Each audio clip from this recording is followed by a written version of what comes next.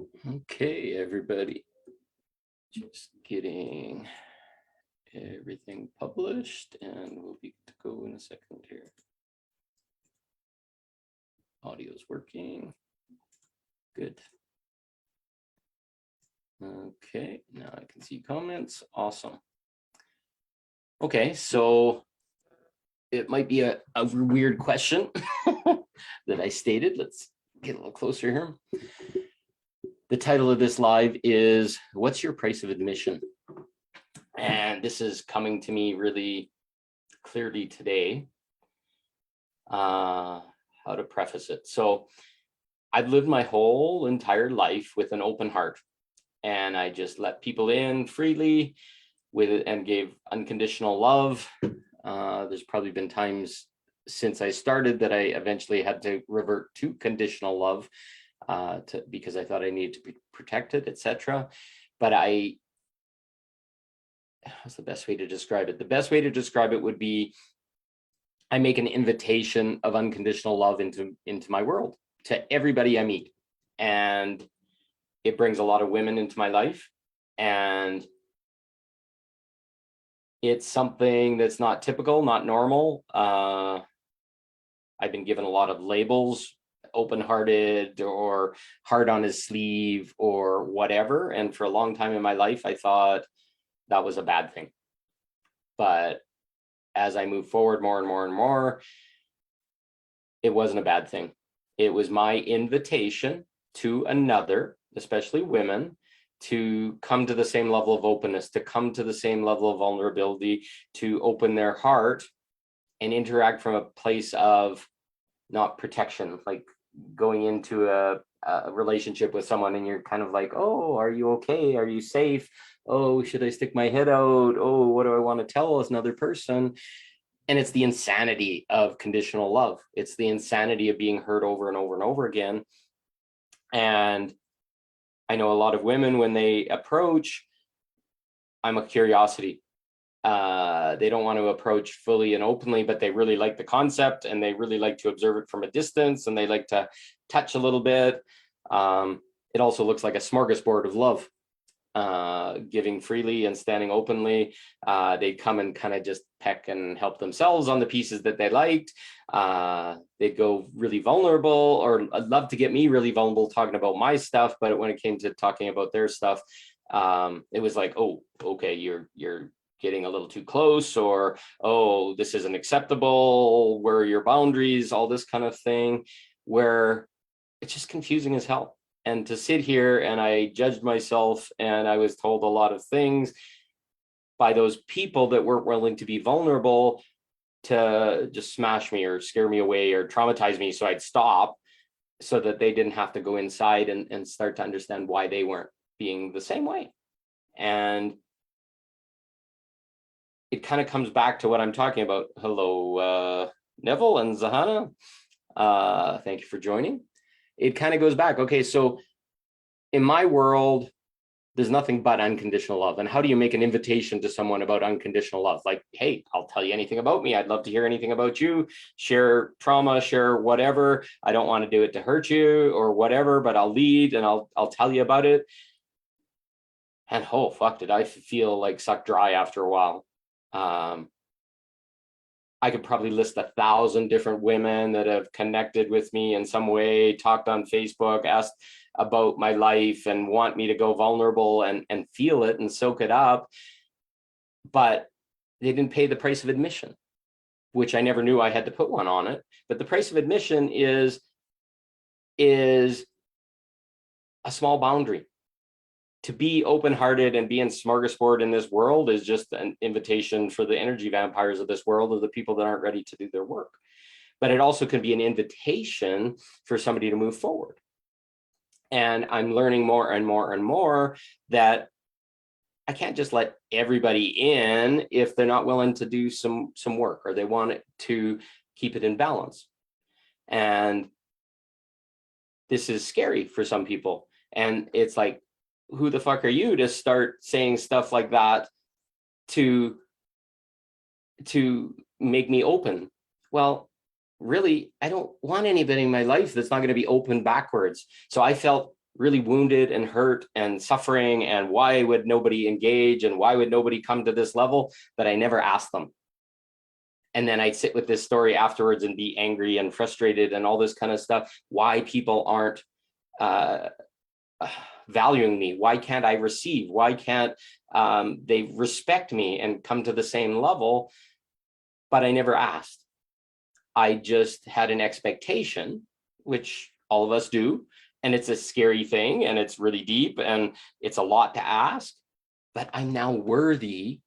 Before it was like, oh, my worthiness was beat to hell. So in response to your question, Zahana, so price of admission is a small boundary. Price of admission is self-respect first. So I had a woman, I don't know it all, got a few couple friends that kind of overlap or whatever. And it's like, tell me about your life and tell me more about what you do or whatever. And I was just like, why would I do that? I went on her page. She didn't even have a face on her Facebook page. And it was a bunch of memes and other stuff, which I understand. And people are scared and they don't want to get too vulnerable. But I responded and I said, well, how do I know your intention? How do I know who you are if I can't even see your face? So that was a small price of admission. Like knowing your self-worth. Well, it's not like a dollar value on self-worth, but it's kind of like, fuck, why would I keep giving to somebody that doesn't give back? And it's a small self boundary that says, okay, what am I getting fed out of this? Or I would have these beautiful long discussions talking about what I do, my sacred sexuality work, my past, and all this kind of stuff, trying to prove myself or show my worthiness to these women, and they'd milk it up and they'd love it and all that kind of stuff. But at the point when it came like, okay, well, tell me about you, it was like, oh, where do you get off kind of asking that? And it's like, hold on. Before they'd shame me and other stuff, I don't know you well enough or whatever. And it's like, fuck, my price of admission, I just told you about my family life, my sexuality stuff, my all this kind of stuff. If I can't get any more vulnerable than that, what the fuck? So there's a lot of people that just want to close the doors and have armor. Well, my price of admission is you got to match me in vulnerability. And that may be scary for some people, but it's a gift that will give you back 100-fold by meeting me. But to sit there and kind of stand on the outside of the hockey rink while you watch the game and speak so much about how you love hockey or whatever, but never once have you sat on the ice, or you never even know how to skate. Those are the people that are wasting my time. They're wasting their own time to sit here. You're welcome to sit in the bleachers, but the minute you engage, I'm going to get you on the ice. I'm going to get you in the game.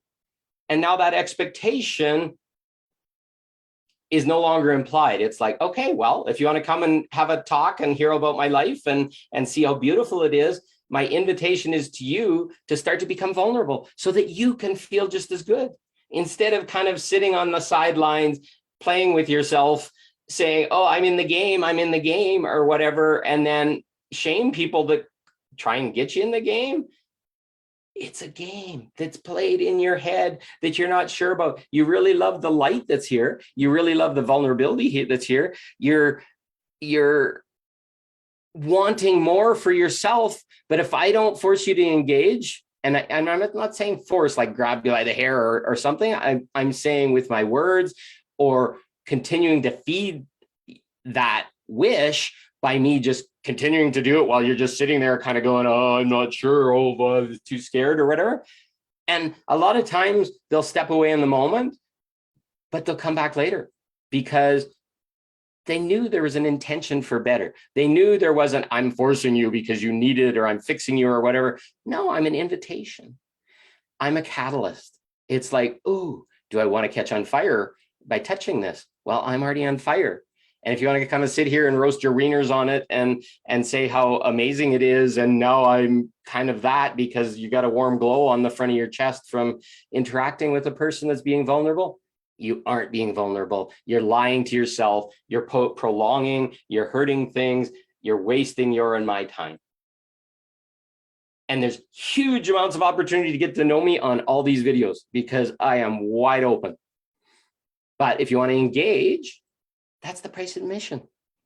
Matching in vulnerability, talking, returning to me in the same way. I don't need a price. I don't need dollar bills here, but come and engage with me in the same way. If you want to talk about sexuality stuff and it's scary or whatever, we'll talk about it, but like open in those areas. If you want to talk about my life, my past, my parents, my whatever, I'll talk about anything, because nothing's meant to hide. We're all part of one another. We have to grow out of this bullshit of, holy fuck, I don't want to get hurt again.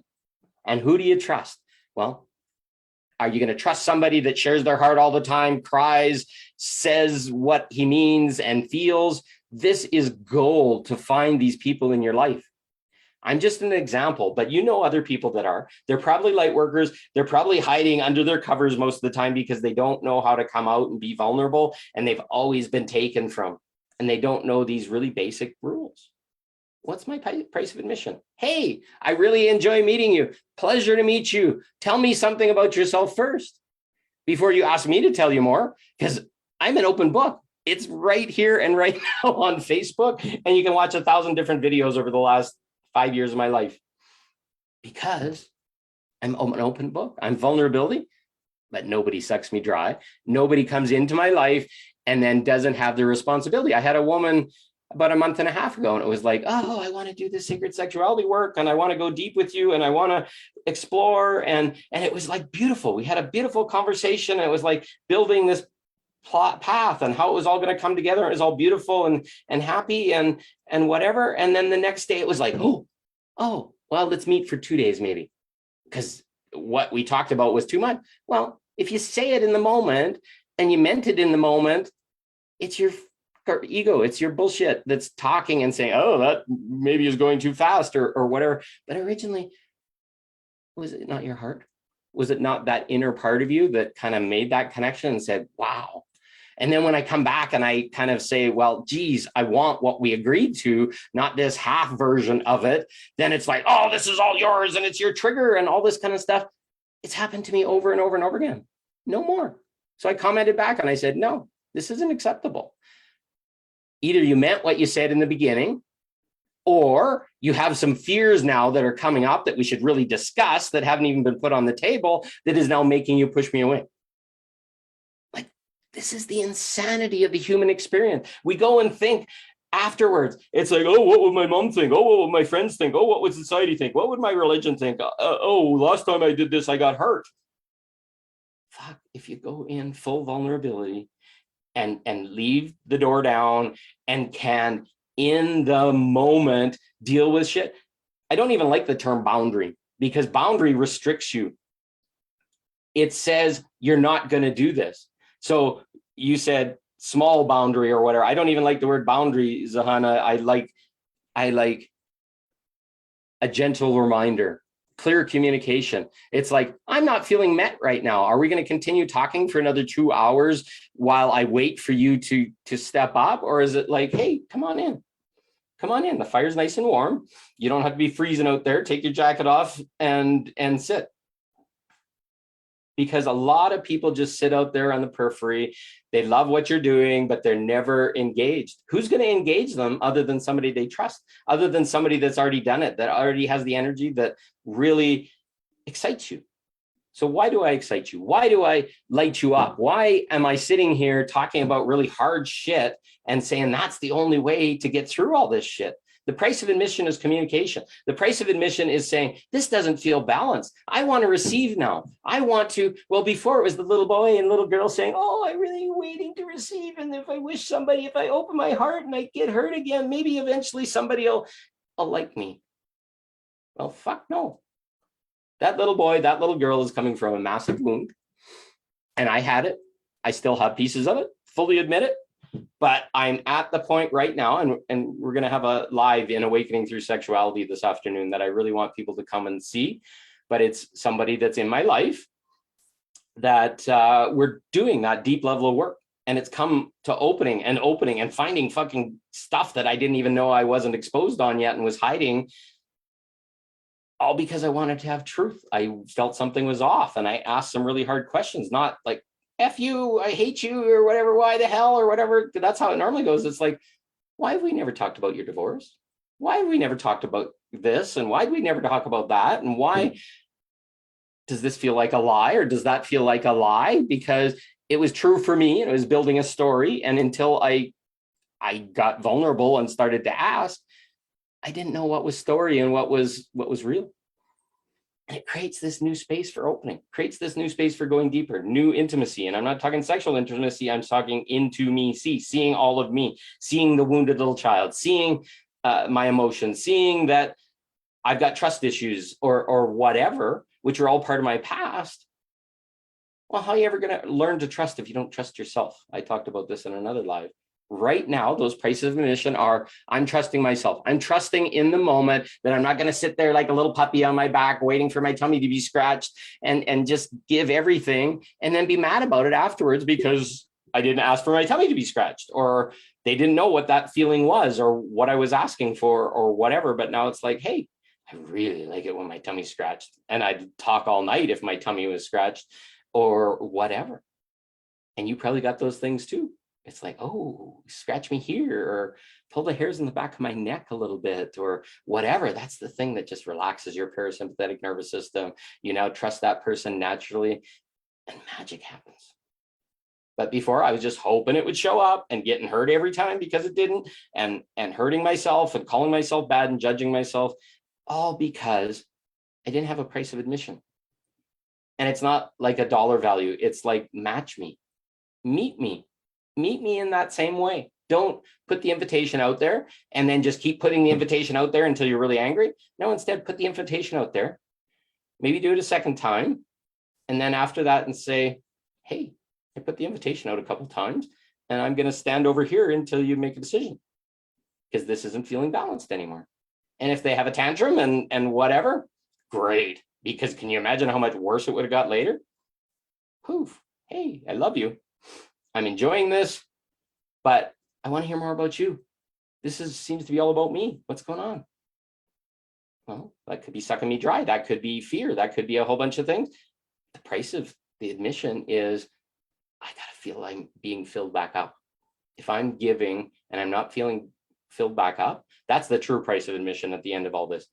Balance. Being filled back up. Like if I'm giving from my excess and I'm loving, eventually all my excess is gone, and then they take from the 100% of me, and that's a lot of people's marriages. That's all this kind of stuff, where the price of admission is to give and receive, and it's like two fountains. Imagine them sitting next to each other, and their pools are overlapped, and if their fountain wasn't going on, I just keep filling up their pool. The water would be overflowing and it would be going in there, and eventually their pool would be overflowing and I'd be empty.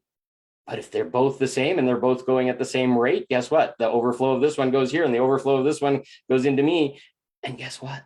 I don't feel empty. I don't feel not met. I don't feel this perpetual inner child all curled up. I'm not good enough or whatever. Well, that's only going to come by you insisting.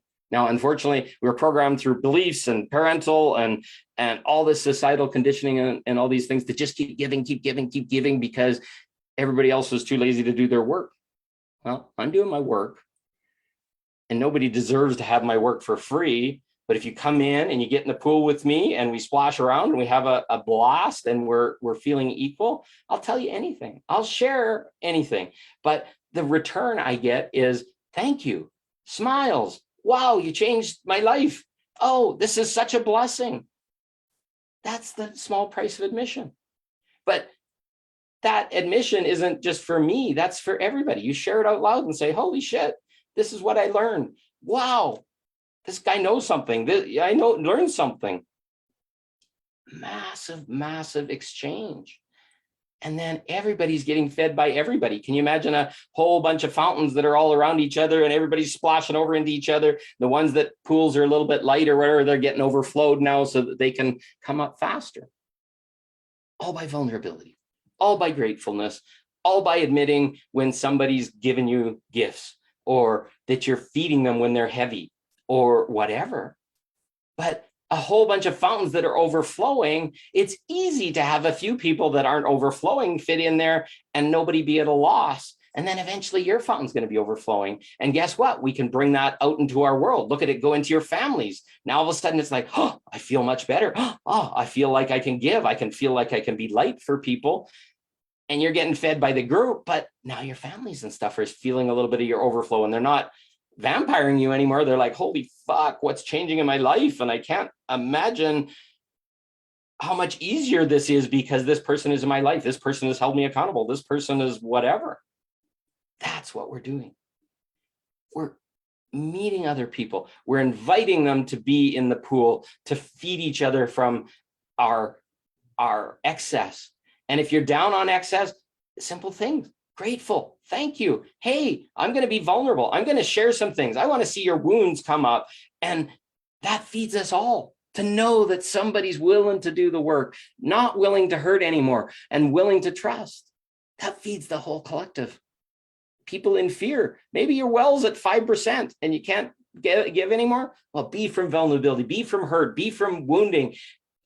We as light beings, the minute that comes out, we transmute it and it fills our excess and we can fill you back up, even though it sounds like you're moaning and screaming and crying, because that's how fountains work. That's how lighthouses work. That's how light keepers work. That's the people that make an invitation.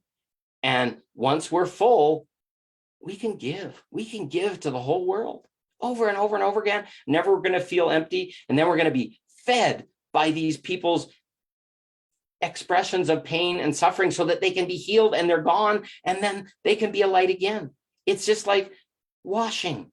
In Ho'oponopono, there's a prayer, and they talk about the Unahipili, which is our inner child, and how it needs to be washed away from eons of caked on dirt and muck. And as we're washing them with this fountain, we're a beautiful waterfall. They're coming underneath and it's breaking off, but we need to encourage them to open, because if they just sit there and the dirt comes off and then they're still raw and wounded underneath, without talking, without giving them the gifts, with the skills, the invitations to be just as vulnerable, to open wide, to scrub the skin a little bit and cry and let those wounds come out. You can't just wash it off. It's came from the inside. You plastered the muck on yourself to be hidden so that you wouldn't get hurt anymore. So the only way through is vulnerability, is to share with other people, to talk, to be in community, to love. That's the price of admission. That's the price of admission to investing in yourself, to being all in so that you can move forward and the light's going to shine out of you.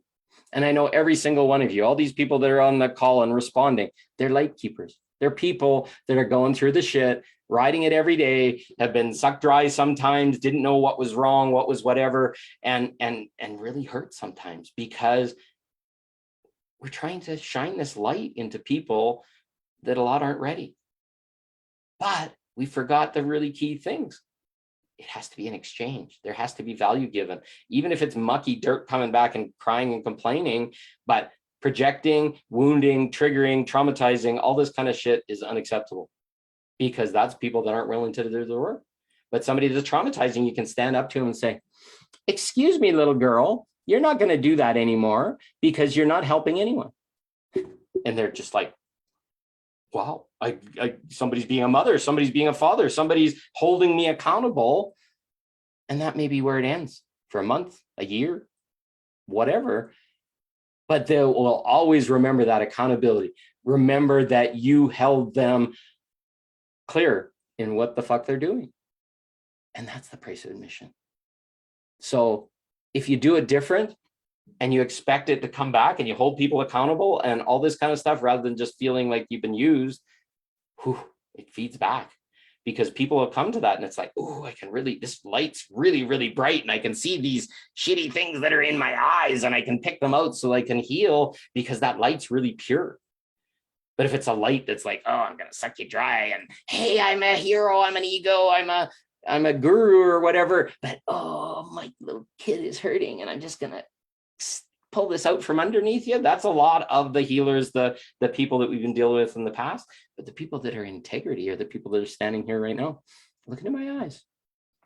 Do I want to hide anything? I'll share a gritty experience with you. But if I got to share gritty experiences with you, I'm gonna hold you accountable. And that'll scare the hell out of people. It's like, ooh, you're gonna talk to me directly. You're going to share stuff with me and reflect for me. Oh, what the hell's the use of me taking your shit if I'm not going to shine it back into you so that you eventually shine back? That's the integrity of these people. That's the people that are standing up for themselves, are standing in truth, and magic's happening. So if you got any questions, let me know. But your life standing with the price of admission and holding people accountable and not just freely giving all day long. And it's not talking about charging for your services. It's about being there, being accountable, asking questions, asking people's intentions, getting it out on the table, and either they'll walk away or they'll be like pulled into even more. And then they're going to rapidly be in balance with you. But the ones that you call out are going to run away and hide. And it's a trigger for them. It's a gift for them. Some will never come back and say, oh, you whatever the fuck it is. And I've seen it a lot lately. Little tiny little people in business and stuff like that are all in their inner child, and you start holding them accountable on their actions, and they'll lie and they say, hey, I always paid you on time, and where the fuck do you get off charging this much, and where do that, and it's like, fuck you, goodbye, good riddance.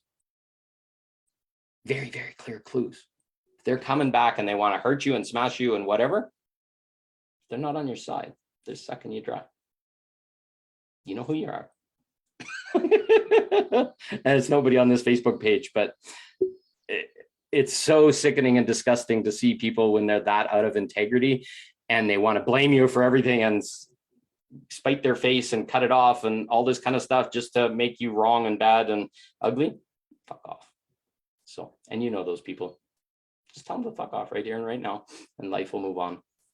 Start fresh. Start with a new standard.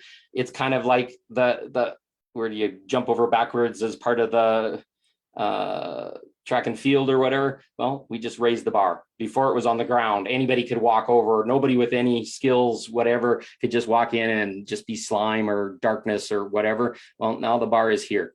You have to have done this much work to come into my life. Because you just come into my life and I'd reject you or you'd reject me eventually. I don't need the drama anymore. So here's my bar. That's your price of admission. What's yours? Try it. You're going to be surprised. Loving you all. Thank you for everybody's comments. Neville, Diane, Zana. Did I miss anybody? I think that's everyone. Love you all. Have a great day. Watch for an Awakening Through Sexuality one that's going to be really deep and intimate. Probably around one mountain or between 1 and 2 somewhere, whenever it flows. Love you all. Talk to you soon.